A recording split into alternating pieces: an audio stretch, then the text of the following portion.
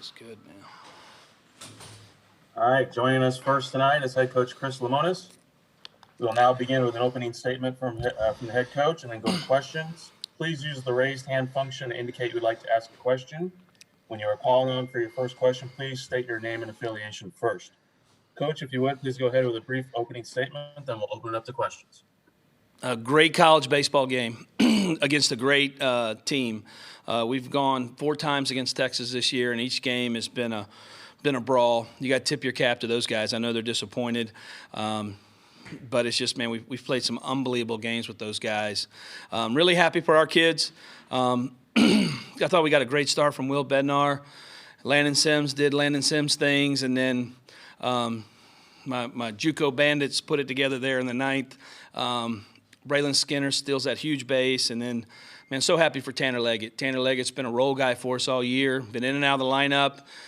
Never easy when you're that guy because you want to play, and then he gets the hit in the biggest moment, which means he's still invested, he's still working. Man, I couldn't be happier for the kids. Yeah, our first question tonight is from Steve Robertson. Well, Chris, you guys have kind of had a flair for the dramatic this year. I mean, I know you're not surprised to see it any other way tonight, but your ability to come back and walk things off, I mean, what does that say about the resolve of this team, and is that just kind of become your identity? Well, it has become our identity. I told the team last night in the rain delay, if you ever thought it was going to be easy for us, it's not our way. It seems like we have to be dramatic. We have to, fight for it. And for us to get here, it was going to be a battle. And our team has been so resilient all year. I mean, it's probably our number one quality. It's just grit, being able to stay locked in, focused, and keep competing. Next question is from Robbie Falk. Yeah, Chris, Robbie Falk, Starkville Daily News and 247 Sports. I've heard you mention before just how, it takes a whole team to have moments like that. How much is that one of your weekly or daily teaching points? I mean, you have a guy that comes in there as a pinch runner, gets to second base, sets up a game-winning hit for a guy that hasn't had a lot of plate appearances in the last month or so. What's that say about what your team is able to do in moments like that? The stage just doesn't seem too big for them.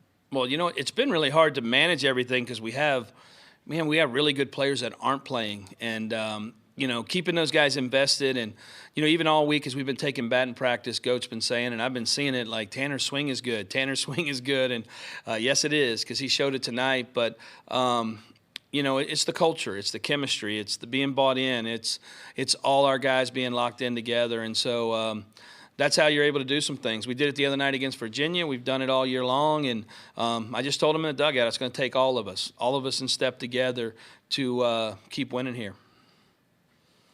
And next we go to Nick Suss. 2 quick ones for you, Chris. One was Braylon running on his own. Was that called? 2, what did you say to Tanner? I'm sorry. I didn't hear that. I'm sorry. Can we mute it in here? Okay.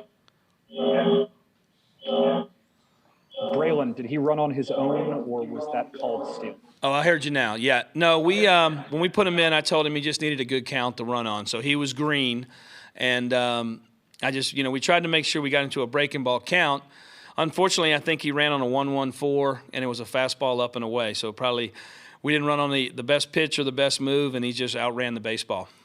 And then what did you say to Tanner before that at-bat right there? I didn't say anything to him. I'm sure Goat said something to him, what pitch to look for, but he kind of just, hit a ball hard is all we've been talking about and staying. Texas staff has so much power stuff. You got to just make sure you stay short and give your chances for contact because it's a lot of punch-out stuff. And next we'll go to Aaron Fitt. Coach, just curious what you're seeing from Landon right now. Obviously, he's pitched a lot this year. He's had to pitch a few times in this event. It seems like even without his best stuff, he's good enough to get people out. But what did you see from him tonight, and how do you kind of evaluate maybe his fatigue level? He was pretty good tonight. I mean, being extended, he knew before the game. He came to us and said this will kind of be like the super regional, and we just agreed, yeah, that's fine. And, we kind of read him daily. He's thrown a little bit harder during the year, but it's still, mid 90s with a good slider. He's just such a competitive kid. He's just going to give you pitches and make pitches and 3-2 counts. He just fights so much out there, and that's what you need this time of year. It's being able to get some guys out there that can pitch in the moment and make pitches, and he's been that guy all year for us. Okay, next question is from John Sokoloff. Chris, you touched on him before and his resiliency, and you guys mentioning the never getting too high or too low and how you rally at the end. But Tanner only had, I believe, 3 at-bats from May 26th until now, heading into that at-bat. I mean, how bought in has he been kind of this last month? How kind of hard can it be for a guy when he's not getting the at-bats, obviously, that he wants? And how rewarding is it for him to kind of deliver like that? Well, starting from the last question, it is you're so proud as a coach. And about a pitch earlier, right before the pitch came, Goat turned to me and he said, this may be the highlight of Tanner's career right here in terms of, being able to get that big hit. And next thing you know, the ball's in the gap. He has. He just, we just hadn't had the opportunity to play. We've kind of had the set lineup here through the postseason. So that's why, over the last couple of weeks, we haven't played a lot of guys offensively. We have a little defensive switch. But being able to get Josh Hatcher some at-bats, who's been playing well, has led to Tanner being able to get some time in the lineup. And it just so happened that, his at-bat, or his time in the lineup came up tonight at the biggest moment. So, but he has been practicing. Like I said earlier, his BPs have been really good lately, and that's a really good sign for him. Okay, next we go to Theo DeRosa. Coach, last time you were here in the finals was 2013. How much have you been told about that team, and do you see any similarities to that team and this team this year? I don't know. I know the players, and I was here in 13. We were in the same bracket. I know it was a bunch of tough kids, and they're all a lot of them are playing in the big leagues now. And if you look up, you probably could say that's one of the, if not the best team here, because as far as they went, we're our own team. I'm sure Mississippi State teams have been resilient over time. I think that team had to fight through a super regional on the road and fight through a lot of things, and that's kind of what we've had to do. We've been fighting all year long. It's never been easy for us. Even with all the success we've had, it's always a grind. Okay, next we'll go back to Steve Robertson. Well, Chris, I don't know if it's sunk in yet, but you're about to coach and play for a national championship. I know that these are the things that you shoot for, but now that you've had a moment to kind of reflect on this College World Series bracket, you're going to go play against somebody that knows you really, really well. Do you think that's a detriment, or are you excited about that?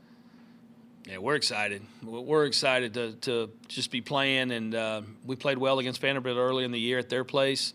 They're good, very good. That's why they're in the other bracket. But once again, like I told our guys last night, for Mississippi State to win there is just going to be you're going to have to earn it. And playing Vanderbilt, and arguably one of the top programs, if not the top, in college baseball over the last 5 years, we have to go against the best, and that's the way we want it. Okay, next we'll go back to Nick Suss. Chris, just curious, do you address your team at all about what happened with NC State today, and just kind of what's your reaction to all of that? The only thing, we can't control that. For us, it is conversation. The biggest part for us is, and I hate it because, we have such an unbelievable fan base is, we have to take care of ourselves. We want to make sure they're not allowed to sign autographs. They're not allowed to shake hands. They're not allowed to do some of the things you do in a normal year because we're protecting our group as a whole. But and our focus, and at least I tried to make it, our focus was about Texas. And now our focus is about Vanderbilt. It sucks. Elliot Avant's a good friend of mine. I have multiple coaches in my dugout who worked at NC State, who went to NC State. Man, it sucks. That's the only thing you can say about it. Man, our hearts are broken for them. And everybody, I'm sure everybody feels that way. Nobody wants to win a game out here because of that. Everybody wants to win it between the lines. And I know, for our kids, it's just about us jumping in there and playing Vanderbilt now. Okay, we're going to have time for 2 more questions. The first will be with David Murray. Coach, you've talked all year about be where your feet are, play in the moment. What is it about this team that allows them to, for good, bad, and different, never take one game into the next game? I think a lot of that, when people talk about our experience, I think that's the biggest piece. And we have some great leaders on this team. Not just, we always talk about Tanner and Rowdy, but we got Spencer Price and Riley Self and Josh Hatcher and some of the older guys that have been around that understand, you know, you're just going to get punched in the nose in this league, and you're going to punch somebody else in the nose, and it doesn't matter. It's just we've done it enough, and you know, everything that we stress on is about the next game, playing the next game. We'll enjoy this game, you know, here over the next 12 hours, but when we wake up tomorrow morning, we have to be ready to go. And you know, there's not a lot of time. I mean, turnaround. We got to be able to be ready to run out there and play good on Monday. And our last question for Coach is with John Sokoloff. Chris, we've been mentioning how good Will did, Landon, you know, Tanner's walk-off. But what about you personally? What were kind of the emotions that you were feeling when that walk-off was hit? And where does that kind of rank in terms of some of your favorite college baseball memories that you've had around the game? Well, until next week, that's my favorite. So it's it just happened so fast. It happened so fast. You're sitting there in a tight game, and next thing you know, it's over. And your kids are celebrating, and you're, like I said, you're hugging your coaches. And then you're just so proud and happy for your team. I mean, they work so hard. These kids, they sacrifice more than you can ever imagine to play at this level, to play on this stage, and to see them, you know, celebrate the way they did is awesome. All right, Coach, thank you for your time. Thank y'all. Next up, we'll be joined by Landon Sims momentarily. Again, please use the raise your hand function to get in line to ask a question.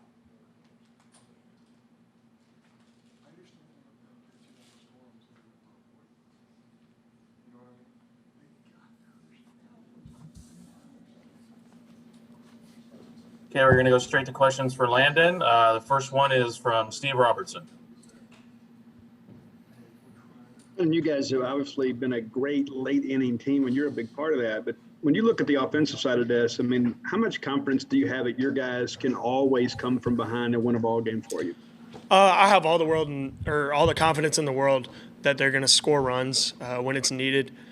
We've done that all year, and we weren't going to stop now. So I felt pretty confident right there in the 7th, 8th, 9th inning. You know, if we had to go into extras, I would have felt confident too. Our next question is from Theo DeRosa. Landon, you guys going to the finals. I know that the team has never won a national championship. How much would that mean to you, and how much would that mean to this program to do that? I mean, it would mean everything. You know, to us, the program, to the school, to the city of Starkville. You know, I think it would mean the world.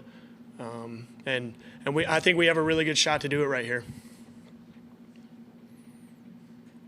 Okay, do we have any more questions for Landon?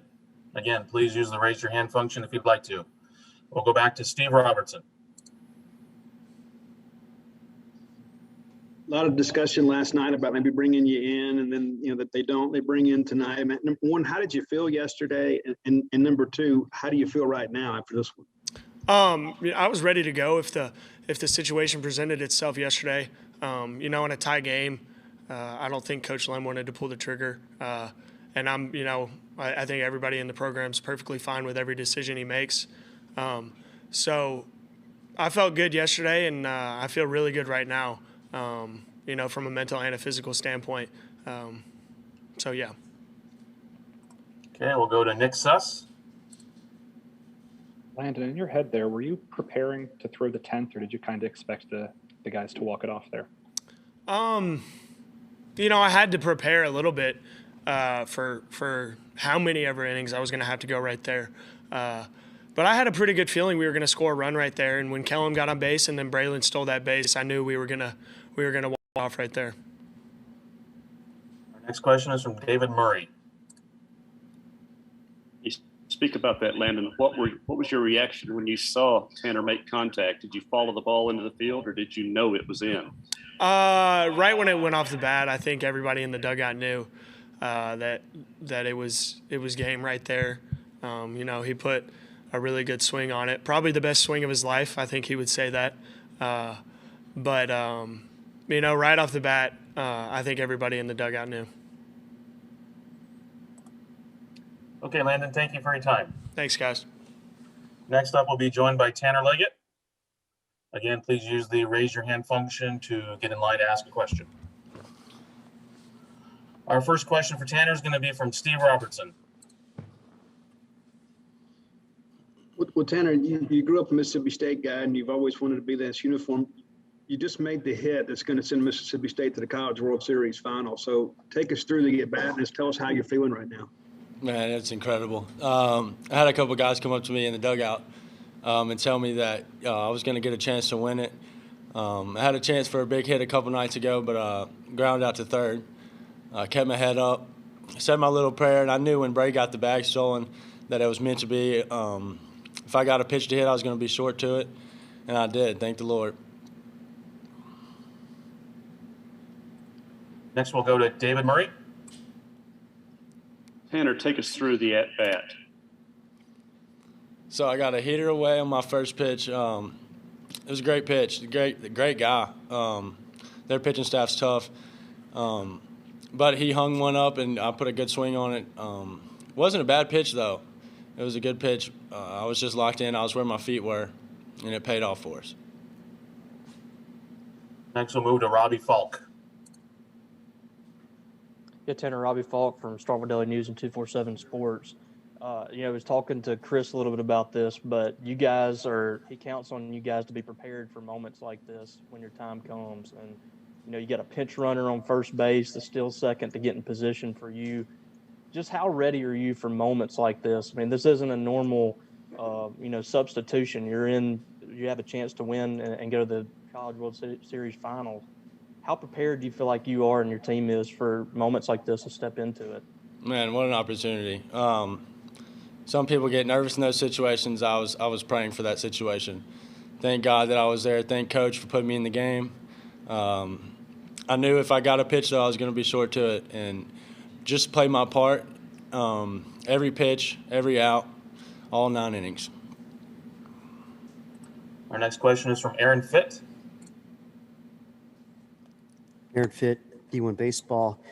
Tanner, Coach said that he thought you've been having some really good swings in batting practice lately. And I'm curious, do you feel like that too? Do you feel like your BPs have been particularly strong? And is there anything in particular that you've been doing lately that's led to that? Not anything different. Just day in, day out, staying locked in, staying focused on every game, every pitch, knowing that when I do get a chance, that I take advantage of it. And in the postseason, yes, BP has been more serious, more locked in, but nothing too drastic. Our next question is from Elizabeth Merrill. Did you grow up a Mississippi State fan? And just is that kind of the thing kids from Raymond, Mississippi do? And also, I just want to know what happened with your shirt after the game.